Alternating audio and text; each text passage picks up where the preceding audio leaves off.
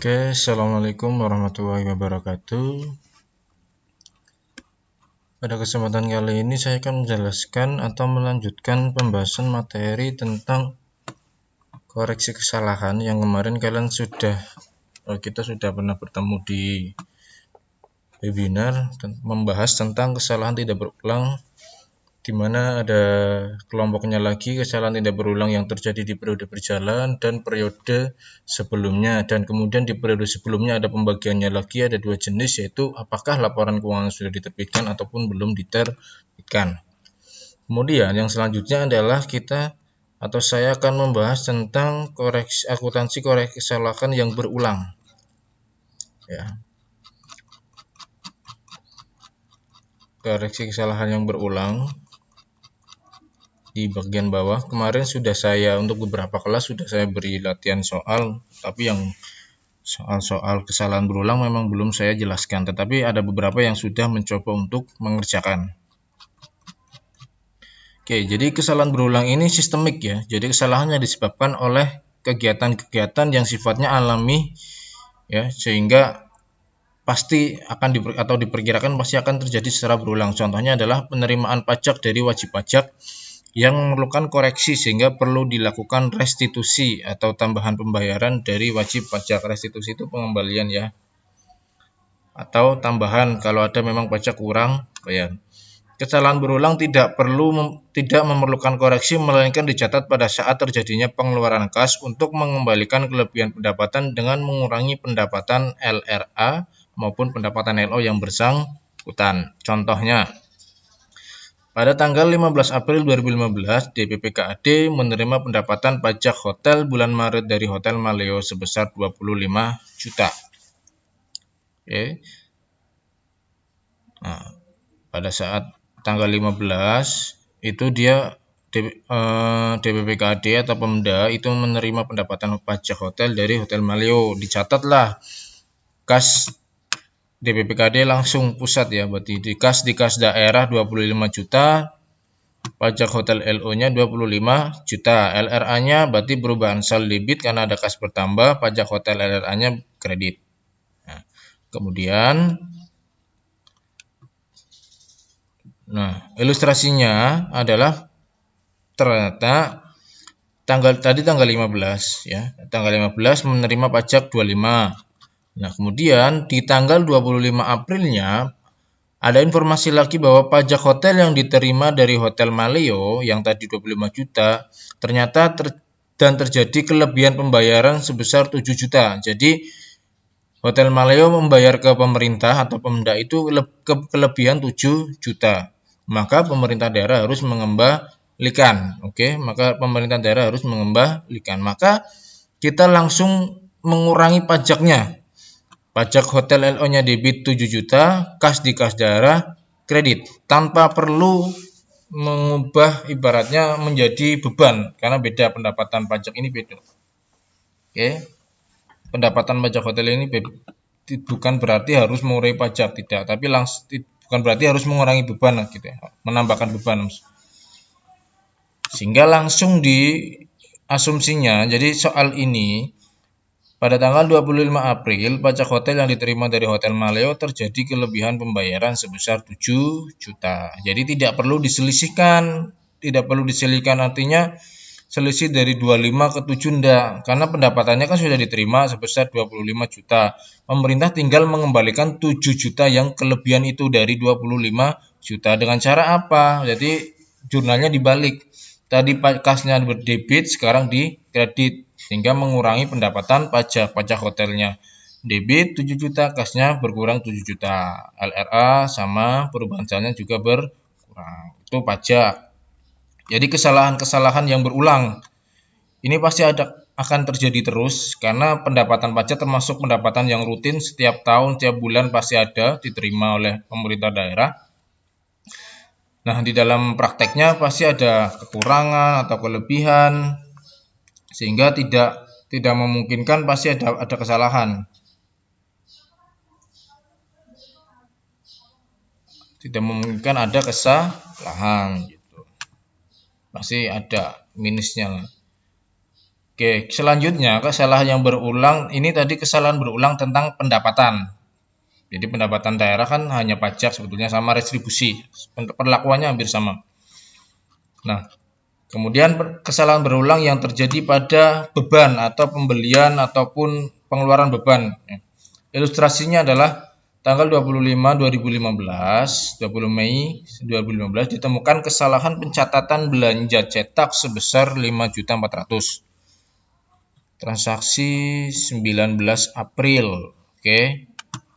Jadi soalnya itu langsung menjelaskan bahwa di tanggal 19 April sebesar 5.400.000 itu pernah terjadi pencatatan belanja cetak. Ternyata pada tanggal 20 Mei 2015 diketahui kesalahannya, yaitu harusnya belanja ATK-nya adalah 4.500.000 dengan menggunakan uang persediaan atau ganti uang.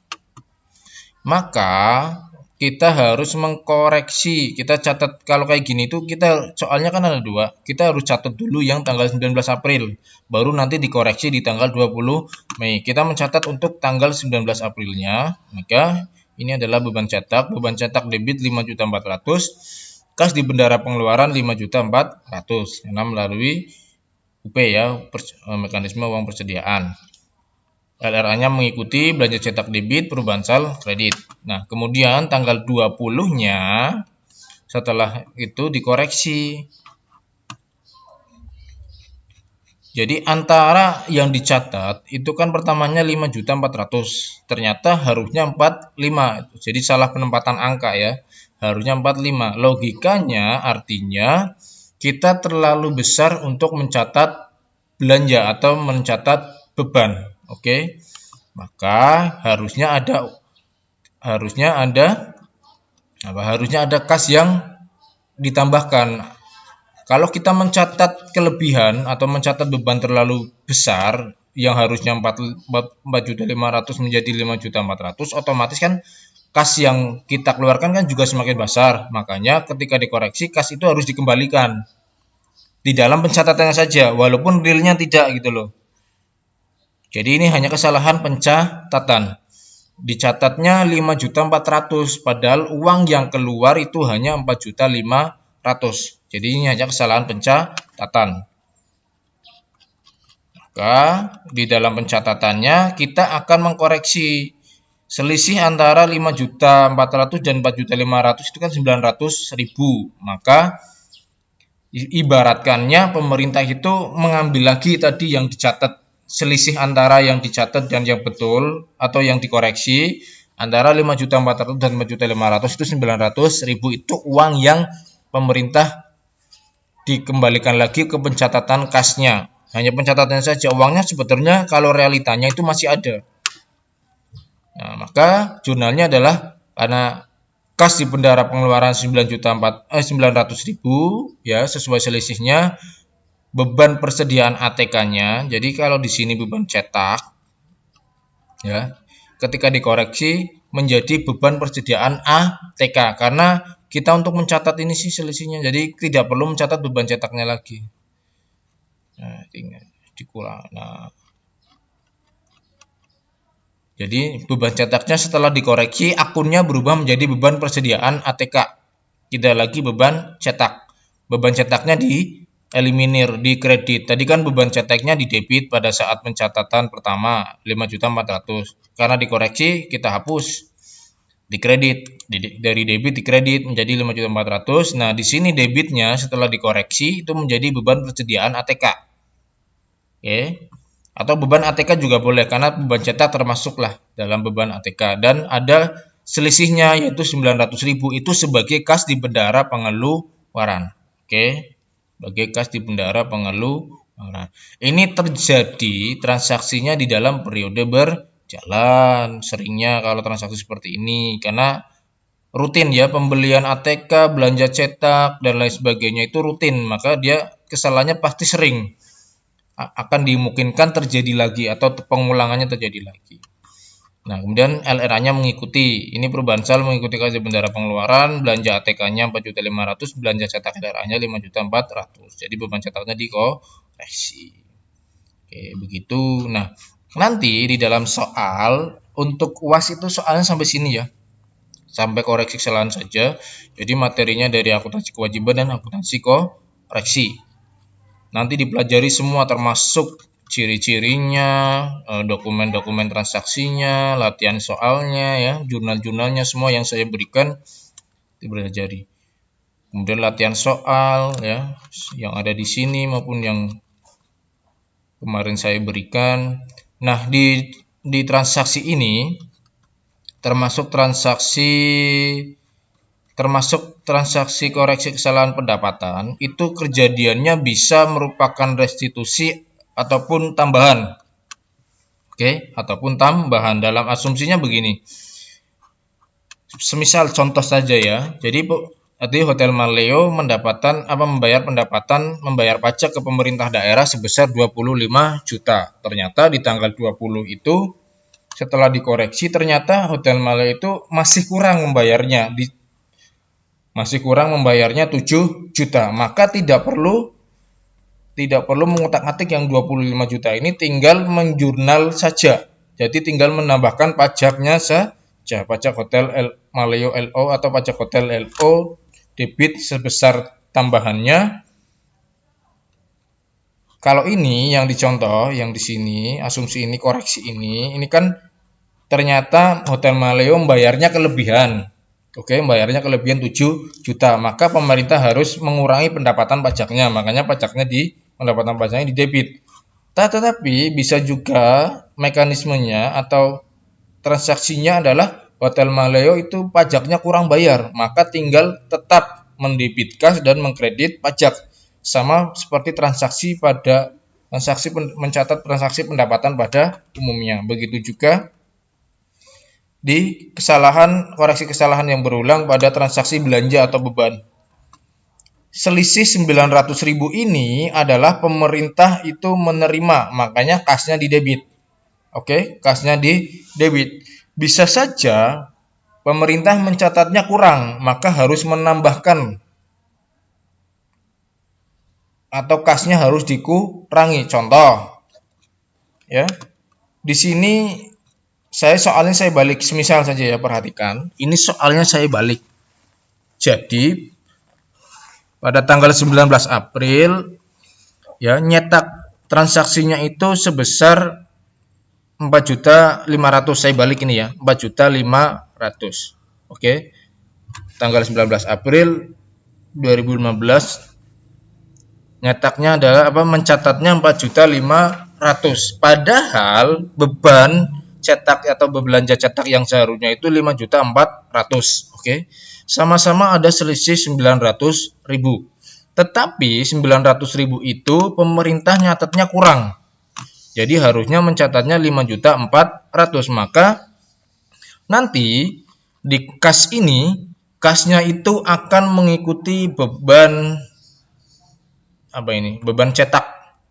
Dia akan mengikuti beban cetak. Jadi di sini beban cetaknya 4.500.000, bawahnya kas di bendara pengeluaran 900. Nah, beban persediaan ATK-nya menjadi 5.400.000 hingga balance. Tuh. Jadi kas di bendara pengeluaran ini, selisih dari belanja ini tadi itu tergantung selisihnya. Apakah pemerintah selisihnya itu selisih kurang atau selisih lebih? Di dalam pencatatannya saja, realitanya biasanya tetap benar. Artinya ketika kita membeli atau membayar fotokopian 5.000 ya, realnya mengeluarkan uang 5.000 tetapi nyatatnya 6.000. Berarti kan kelebihan 1.000. Maka uang 1.000-nya di dalam pencatatannya itu harus ditambahkan lagi ke kas. Makanya kasnya di debit. Sebaliknya, kita memfotokopi 5.000 tetapi nyatatnya 4.000. Kas yang baru di dalam pencatatan kasnya 4.000, berarti kan kasnya harus dikurangi lagi. Maka kita perlu mengkredit kas lagi sejumlah 1.000 karena selisih dari 5.000 dan 4.000 adalah 1.000. Oke, itu penjelasannya. Jadi soal-soal ini nanti di latihan soal sudah ada, nanti bisa kalian pahami lagi. Apabila ada pertanyaan bisa japri ataupun lewat media apapun selama saya standby ya, karena kadang saya jarang membuka HP, tapi insya Allah Kalau ada pertanyaan tentang soal, saya jawab insya Allah. Baik, itu pelajari semua materi dari akuntansi kewajiban dan akuntansi koreksi kesalahan untuk persiapan UAS. Ini selanjutnya nanti insya Allah kalau ada latihan soal akan saya berikan juga. Selamat belajar dan jaga selalu kesehatan. Saya akhiri. Wassalamualaikum warahmatullahi wabarakatuh.